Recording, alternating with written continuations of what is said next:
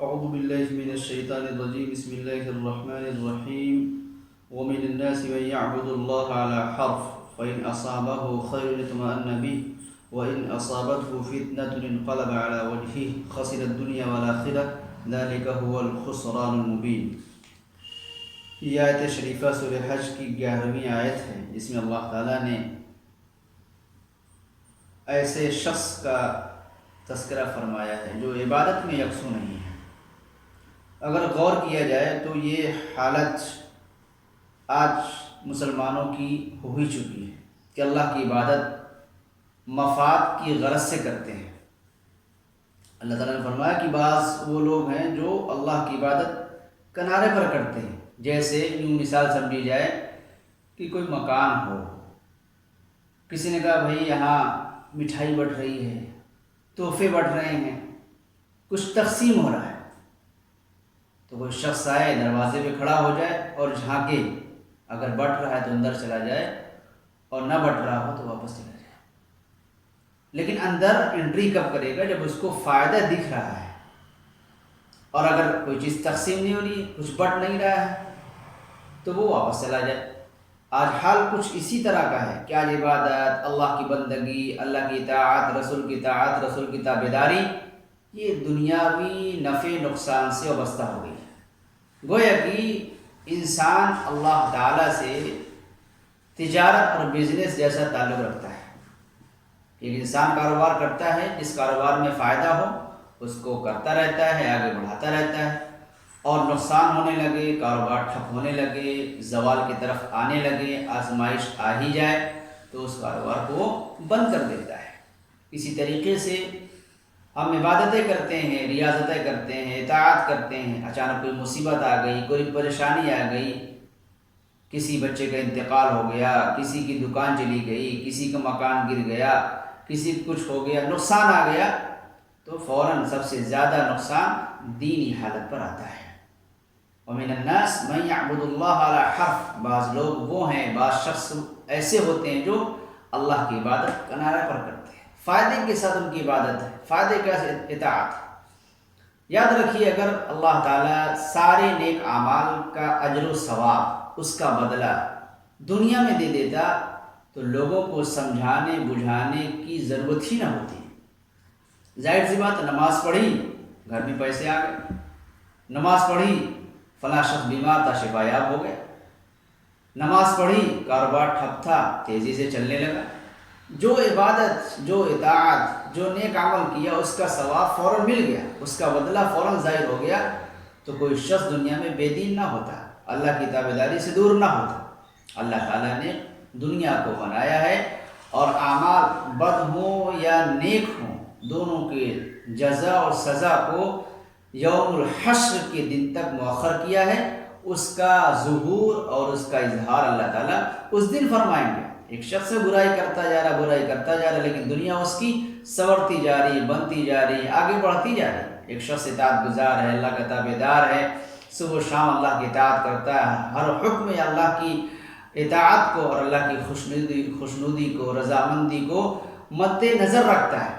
لیکن حالت ظاہری اس کی ایسی ہے کہ کھانے کو نہیں، پہننے کو نہیں، سر جو ہے چھپانے کو مکان نہیں، اور بچہ ہے تو بیمار ہے، والدین ہے تو بیماری ان کو پکڑے ہوئے، علاج و معالجے کی ضرورت ہے، پیسے کی مختلف مصیبتوں میں گرفتار ہے۔ اگر اطاعت کا بدلہ اس کو ملتا تو اس کو یہ تمام مصیبتیں نہ لاحق ہوتی۔ اگر اس کو اس کے گناہ کی سزا ملتی تو اس کی ترقیاں اتنی نہ ہوتی۔ تو پتہ یہ چلا کہ دنیا میں اللہ تعالیٰ نے اعمال کی سزا و جزا گرچہ تھوڑی موڑی رکھی ہو، لیکن اصل جو جزا و سزا وہ آخرت کے لیے پوشیدہ رکھی، اس کے مؤخر کر دیا ہے۔ تو یہ عادت جو ہے فائدے کے لیے کرنا، فائدے نہ ہو تو چھوڑ دینا، یہ ایمانی صفت نہیں، یہ ایمانی تعلق نہیں، یہ مخلصانہ تعلق نہیں، یہ بزنس کا تعلق ہے، تجارت کا تعلق ہے، مفاد کا تعلق ہے، فائدے کا تعلق ہے، غرض کا تعلق ہے، اور یہ تعلق نہ دنیا کے اندر مفید ہے اور نہ آخرت کے اندر مفید ہے۔ اللہ فرماتے ہیں فَإِنْ أَصَابَهُ خَيْرٌ اطْمَأَنَّ بِهِ، نیکی کر رہا ہے، دینی زندگی گزار رہا ہے، خدا کی تابعداری کر رہا ہے، حالات اچھے ہیں گھر میں بھی لوگ سکون سے ہیں، ترقی بھی کرتا جا رہا ہے، ہر کام میں آگے بڑھتا جا رہا ہے، جیسا سوچتا ویسا ہو رہا ہے، اور لوگ زندگی پرسکون گزار رہے ہیں، نقصان سے محفوظ ہے، تو وہ زندگی دینی گزارنے کے لیے تیار بھی ہے۔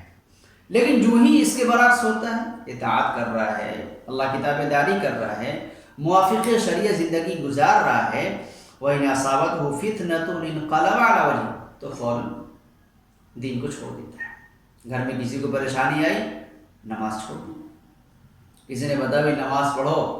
نماز سے اللہ کی طرف سے رحمتیں آتی ہیں، عنایتیں آتی ہیں، برکات کا ظہور ہوتا ہے، زندگی میں سکون آتا ہے۔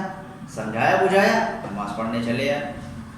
1 دن پڑھی، 2 دن پڑھی، 3 دن پڑھی، 10 دن پڑھی، 20 دن پڑھی، مہینہ پڑھا، 40 دن پڑھا، 2 مہینے پڑھ لیا اور زیادہ پڑھ لیا، لیکن دیکھا کوئی فائدہ ہی نہیں، بلکہ پہلے تو کچھ غنیمت تھی، اب کیا ہے؟ مسائل، مشکلات، پریشانیوں، آزمائشوں کا دورہ شروع ہو گیا، گھر کے اندر پریشانی آنے لگی، بجائے اس کو صحیح رخ اختیار کرنے کے وہ بدگمان ہونے لگا کہ اللہ تعالیٰ میری جو ہے بنائی زندگی کو بگاڑ دے، نعوذ باللہ۔ یہ نظریہ نقصان دہ ہے۔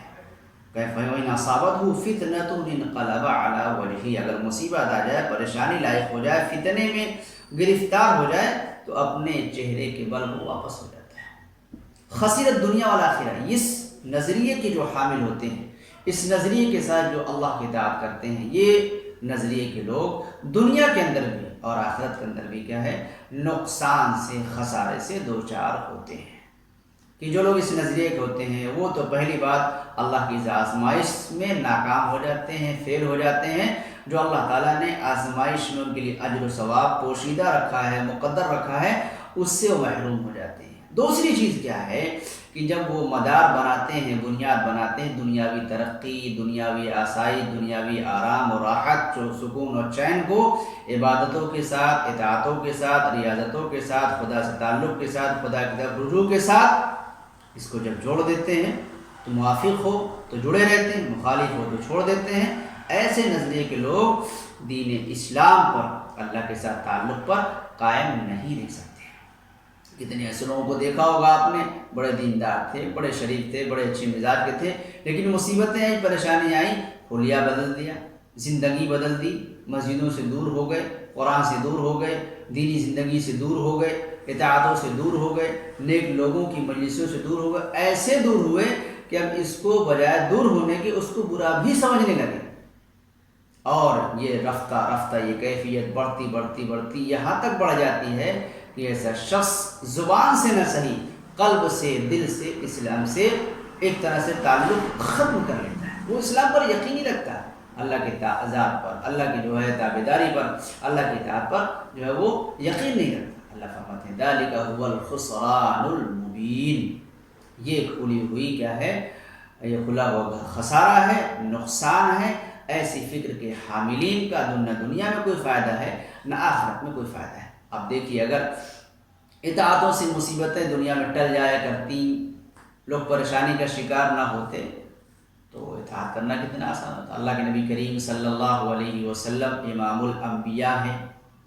اللہ کی ذات کے بعد کسی کا مقام و مرتبہ اور منصب ہے تو اللہ کے نبی کا ہے، لیکن آپ کی عبادت کی ایسی کرتے کہ تورمت قدماہ او رجلاہ، حدیث کے اندر الفاظ آتے ہیں کہ آپ کے دونوں پیر سوج جاتے، ورم آ جاتا، قدم پھول جاتا۔ صحابہ کرام پوچھتے اللہ کے نبی، آپ تو بخشے بخشائے ہیں اور آپ سے گناہوں کا صدور تو ممکن نہیں، خلاف اولا بات کا صدور ہو تو بھی اللہ تعالیٰ درگزر فرمانے والا ہے۔ تو آپ جو جملہ ارشاد فرماتے ہو، کیا افلا اکون عبدا شکورا،